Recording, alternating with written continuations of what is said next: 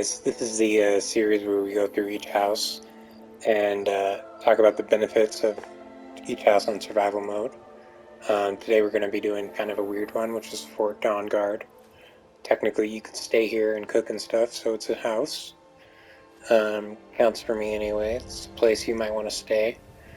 So the tour is going to take a little while. As always, there will be timestamps in the description. It's a big house, so let's get started. So I kind of started inside, but I'm gonna have to walk down this way.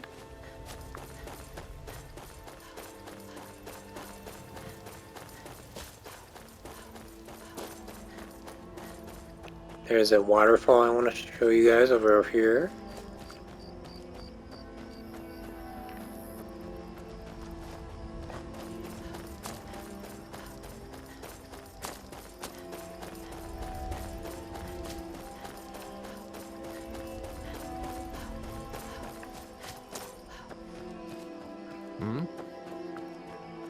Okay.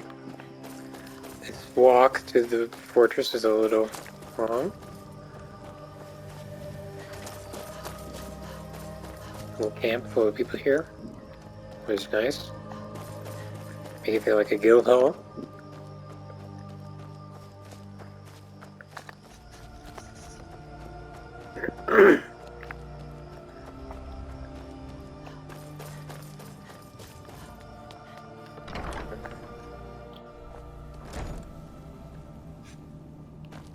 As you can see, this area is very open here. Very large entrance. First, let's go over this way to our left. Not gonna go up any stairs yet. I'm planning out where the vampires are. A little mess hall here for all the warriors.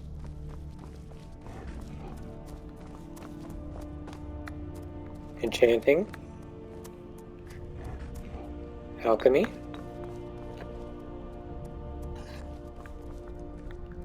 blacksmithing, going here, some tamed armored trolls you can buy,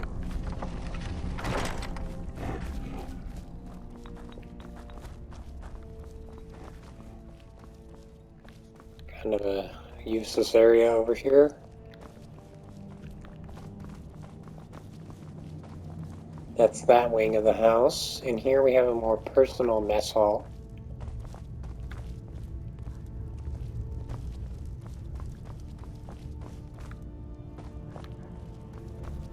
Seems like a cozy place to lay down.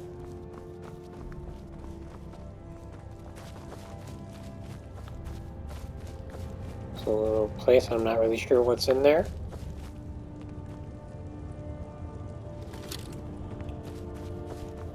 Training area. No reason to spend any time over here when you're really using it in survival mode. Ooh.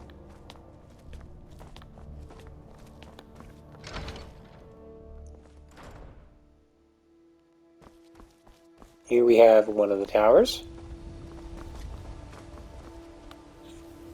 Look around, look around, look around. That's the Argonian Maze. Somebody's been enjoying their time up here.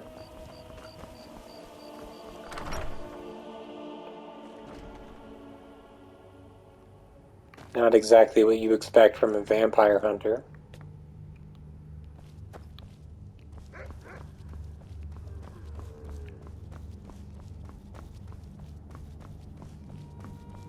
Okay, so this tower here will lead us up to the second level. Okay. In here, this is where Isran sleeps. Forgot his name for a second.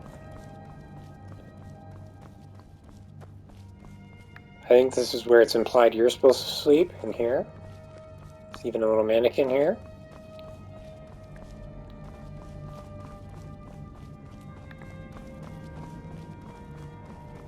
And there is a blind moth priest running around here, but he's probably asleep. Can we go up these stairs?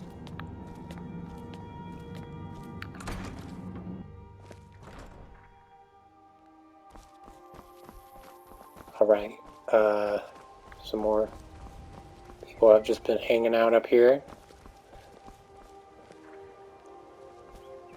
The Talos mistake is actually pro-Talos. I didn't ever realize that.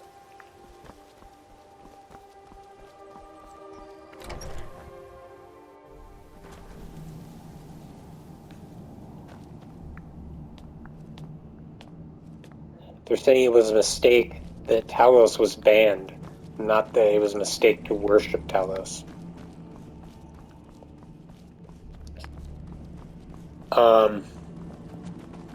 Okay. Anyway, here's that blind moth priest I was talking about. The Elder Scrolls Up here, their value. I'll show you the final. And this is not the final one. There's one more. No, this is the final one.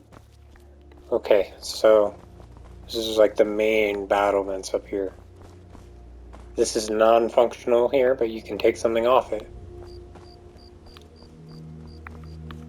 It almost seems like they meant to make this more of a player home than it actually ended up being.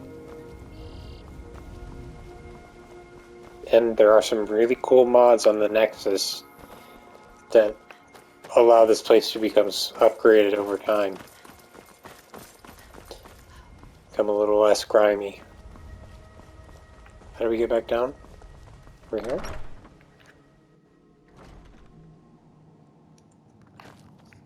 Okay, so that should be the conclusion of the tour. I'm gonna find a place to sit down really fast. Can you imagine it? A world without a sun. We would all have been doomed, vampires and men alike. Someone knocked that over. Definitely wasn't me.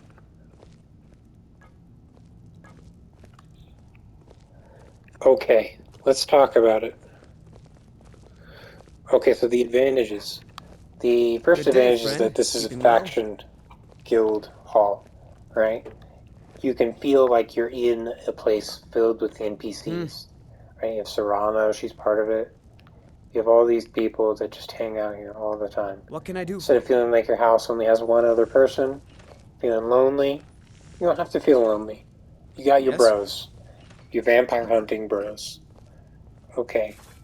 Another advantage is that you can get a crafting station and a bed and a place to sleep and a house, all that stuff, just by joining. You don't have to do any quests or pay any money.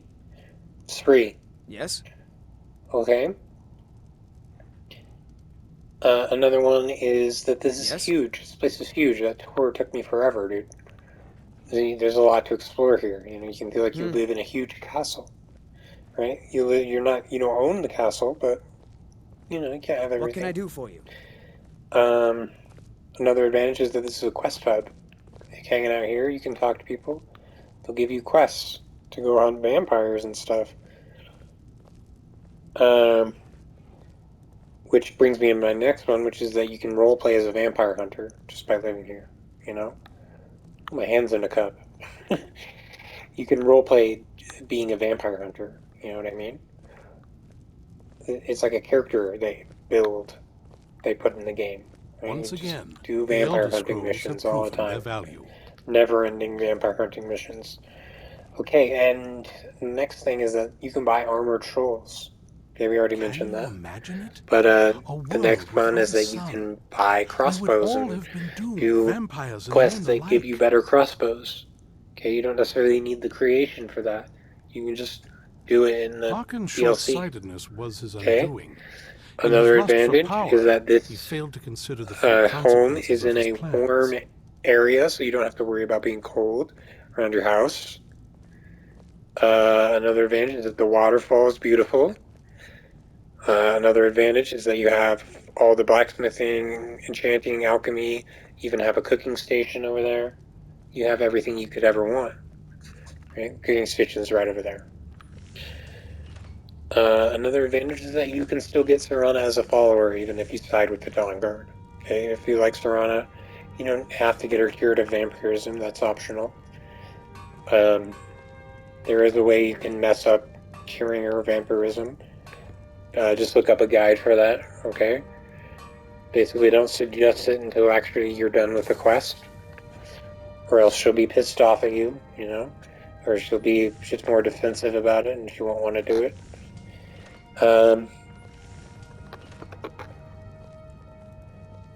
And also there's a lot of powerful followers that you can get, right?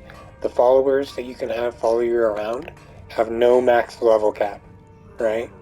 I heard another YouTuber describe them as just weapons. And by that he meant that they have no personality, but they have a max level cap, so they're just good for fighting. And these guys make excellent stewards because they can guard your house amazingly well. Okay, well, let's talk about the disadvantages. First disadvantage is I don't know of any place where there's safe storage. Okay, it's a pretty important thing for a house is dropping off loot. Another disadvantage is that it's a place where you live, right? But it's not your home. You don't own it. It's a guild hall, right? So guild hall is an advantage, but it's also a disadvantage, right? And I repeat that for every guild hall, right? Another advantage is that you have to walk all the way around Riften just to get here, and then you have to walk up this long defensible pathway. You know, you could think the defensible pathway is like an advantage, but because it's kind of cool, but it's also a disadvantage because you have to run all the way up to this place just to get like rest here, you know, and craft. And another huge disadvantage that's true of most of the guild halls is that you cannot get a well-rested bonus. And the well-rested bonus in survival mode basically makes it so that you have more time before you get tired, right? And you can only get rested here, not well-rested. I guess it makes sense, you know, it's kind of like a faction home. You don't have all the amenities of living on your own, you know? I just wish it would give you well-rested for survival mode. Another advantage here, or disadvantage, is that you are locked out of the vampire guild hall, right? If you want to side with them, you basically have to choose, do you want to live in this cool, cold vampire place and have vampire quests, or do you want to live in this cool Dawnguard place and have Dawnguard quests? Okay. Thank you guys for watching my first guild hall analyzed. It's been fun. Later.